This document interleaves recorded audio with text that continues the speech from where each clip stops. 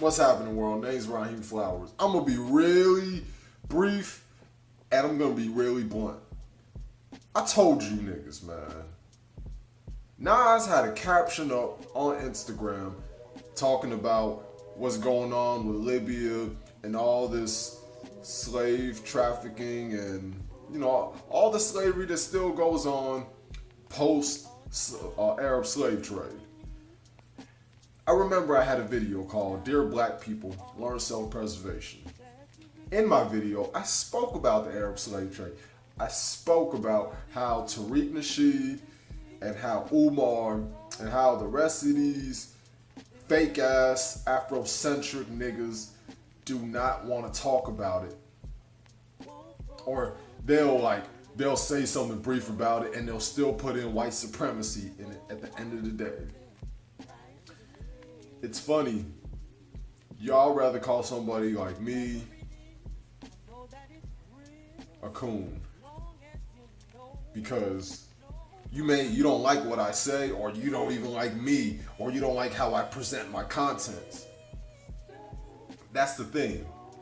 It shows you that we as a people, we don't value truth. We just value our feelings, our confirmation bias. Black people got it fucked up to the point where they're just so engulfed in ego. Now, don't get it twisted. White people got fucked up egos too.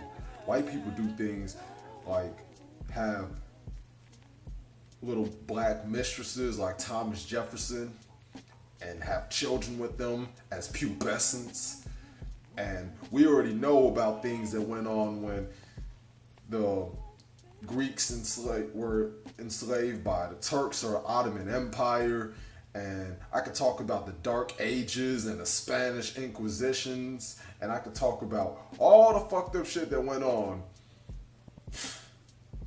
when they sit here and complain and bitch about how black people are just a bunch of niggers and they're just savages, when they are just an extension of their fucked up cultures and values, all the nigga archetypes that you see today. But I'm gonna digress from that point and just bring up the fact that we as a people, we don't even like to just address the dirt and the skeletons in our closet. We don't like to address the fact that there are things that are bigger than the cockazoid, the cracker, the snow monkey, the Yakub. There are things bigger than that. White people are definitely top factors in all the fucked up things that transpired within black people throughout the centuries, throughout the eras and generations. But to make it look like, oh, that's the end all be all of our problems, white supremacy, then you're a fucking fool.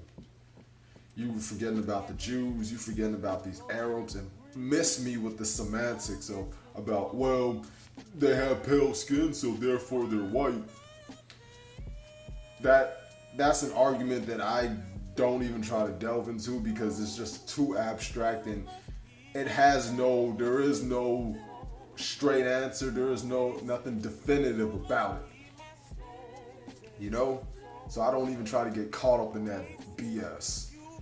My main point is that we have, and I said this in Dear Black People, Learn Self-Preservation. I said still slavery going on in Africa, but y'all just want to talk about white supremacy though, right? They got kids, little boys and little girls getting massacred by these guerrilla soldiers in northern Sudan. And there's a group called the Janjaweed. And then you heard about what's going on in Libya. You hear about what goes on. Don't get it twisted. These blacks in Egypt get shitted on by the Arabian Egyptians. Come on now. And you think it's any better in the Middle East? So even if we do talk about somewhere like Israel and how a black person would get mistreated by the Israelis, like the Ethiopian Jews would get mistreated. Hey, they're outside forces. I don't expect them to be all buddy-buddy, and they know the things that black people possess and the resources that they have. It's the same thing with these Arabs. You think because Idi Amin was able to be a Muslim and sit down with the king of Saudi Arabia, everything's all good and gravy, right? Nah, it's not. You look at all these warlords, you look at all these leaders like Idi Amin that I just mentioned. you look at all these cats throughout history who have mistreated their people. I mean, it even goes outside of a Stalin and a Vladimir Lenin and a Genghis Khan and a Benito Mussolini and Marco, that Filipino dictator, and Hirohito and Tojo. Black people themselves have mistreated their own people, these black leaders, or these African leaders, / black leaders and warlords. See, that's the thing. You can't be given these half-truths, because that's what these pro-blacks like doing. You have to give the full truth to things that go on in the world. Even if it's unsettling, if it's not in our favor, it's time for us to have a dialogue as a people that goes beyond our narrative and this confirmation bias and this selective morality that we like to have. Real shit. See, this is why it's been so easy to infiltrate black folks, because black people are too emotional. It's easy to manipulate an emotional individual. That's why these white feminists were here and they were able to get somebody like Angela Davis, Alice Walker, Dorothy Hughes, and even that Maxine Waters lady. Like, you were able to get all these double agents who try to make it seem like, oh, they down for the cause for black people, black women, and even black men when they get on their Black Lives Matter. Fuck that shit. Fuck that. There needs to be a drastic measures. Black people need to get the unsettling truth, and I'm gonna have to say, Gil Scott, the revolution will be televised, because we live in an age of social media, and you can't hide your dirt like you could in yesteryear. No, you cannot.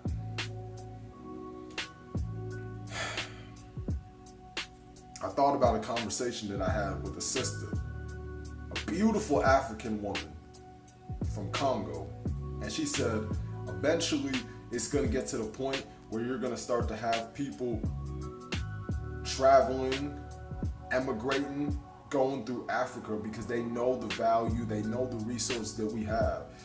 It's just unfortunate that we don't as a people, and the ones that do, they'll keep it to themselves, or they only give you fragments and bits and pieces of that treasure that goes on. So fuck talking about just going to Dubai, or even going to only certain parts of Northern Africa like Algeria or Morocco.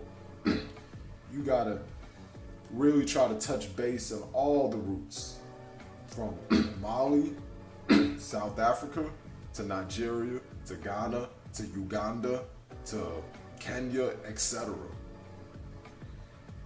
If you really want to know who you are, why don't you just go get some books? See, or even have discussions about the richest man in history, or recorded history, like Mansa Musa. You know? But instead, the only time that we as a people can talk about Africa is in a superficial manner. We have to be able to talk about the good, the bad, the ugly. We got to be able to talk about the beauty, the resources, that even, since we're on the subject of Libya, even Muammar Gaddafi had all those bricks of gold, and he wanted to centralize the banks in Africa, but then that shit didn't pan out because, you know, you got dudes like Obama. It's funny how y'all call him black and says that he's down for the cause, and he was such a great president when he was the president, but y'all don't talk about the fact that he's a race traitor. Since we don't want to put him in the half-breed category, it's funny that you don't say shit like that. It's funny nobody wants to talk about the fact that black people have a lack of, and / Africans have the lack of unification, and that's been going on for centuries, and all this tribal warfare, which made it easier for outside forces such as white people and the Jews who funded the slave ships to get their pale skin on there and do all that chaotic fuck shit, which created the nigga archetype, which created a regressive group of people that we are today, the blacks and the Caribbeans today. Thankfully, we have people like Tristan Walker.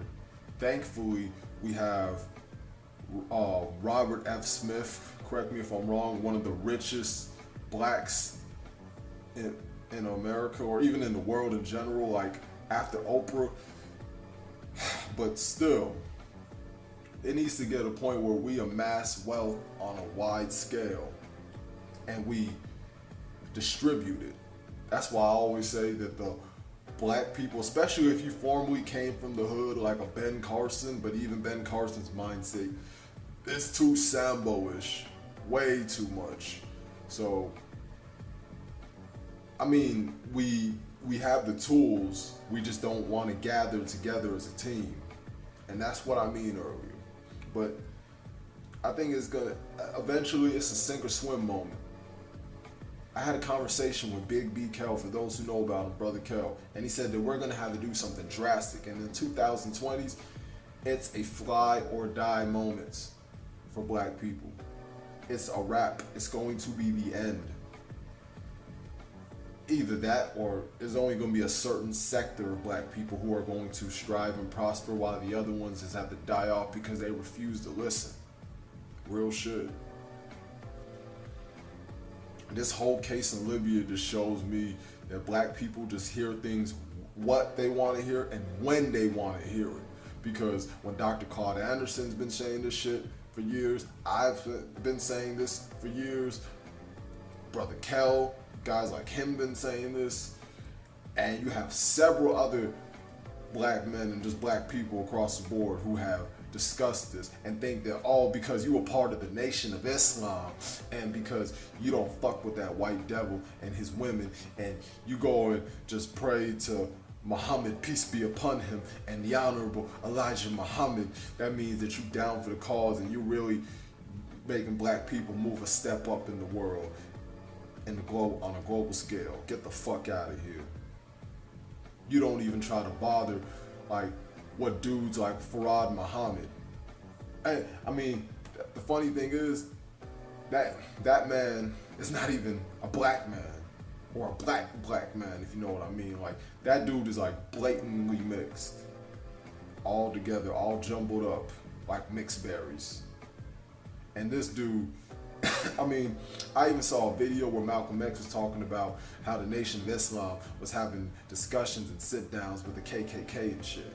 And I know that people like to try to put that on the Honorable Marcus Garvey when all he was really trying to say was, from a level of self-preservation and unification, he could understand where the Ku Klux Klan was coming from. He didn't say he was in support of them. He didn't say that he was down with them. He didn't say that he liked them. And I don't even recall him saying he respects them.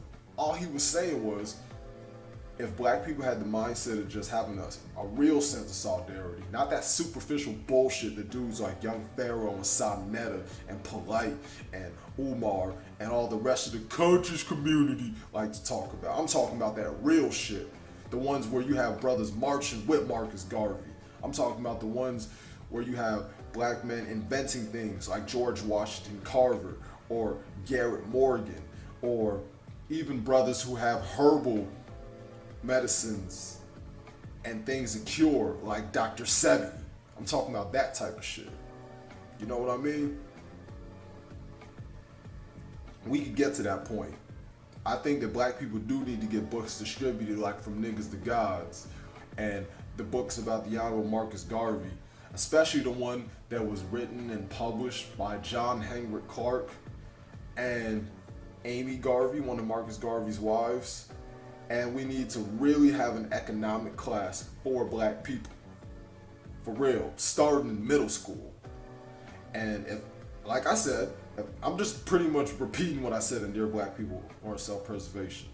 If you're a parent and you're not fit psychologically and or financially to take care of your child, find somebody in your family that can. And if they can't, either they set them up for adoption. They need to make appointments like that. They need to like go directly to these sources. And nigga archetype, you have to unapologetically stop fucking with them. Just because someone's your skin folk is not your kinfolk. For real. Because I know what black people can do and what they're capable of, even in the 21st century. That's why I brought up guys like Tristan Rocker and Robert F. Smith. That's why I don't mind bringing up brothers like Kane Carter who are doing things productive. That's why I like the fact that there's this young brother that I found on Instagram. I think it was called African Library. Well, I mean that's two, but it was this young brother. He's on my Instagram account. I can send a link, but I can't think of his name right now. And there's an African Library also on Instagram, where it's a little boy. I don't even know if he's even a teenager, who's out here distributing books and giving out information and giving his own input. So I know there are black people out here doing things, even in the 2010s, and we could continue doing these things. I don't say these things to shit on my people. I say things to better them. I never mind putting things into historical context, but at the same time, we can't overlook the dysfunction and the fuckery that we perpetuate ourselves as a people, and you have these traitors who have been a direct source of it, just like these white people and these Jews and other outside forces. That's all I'm saying. Yep. So with that being said, I'm gone, everybody, and peace out. One love.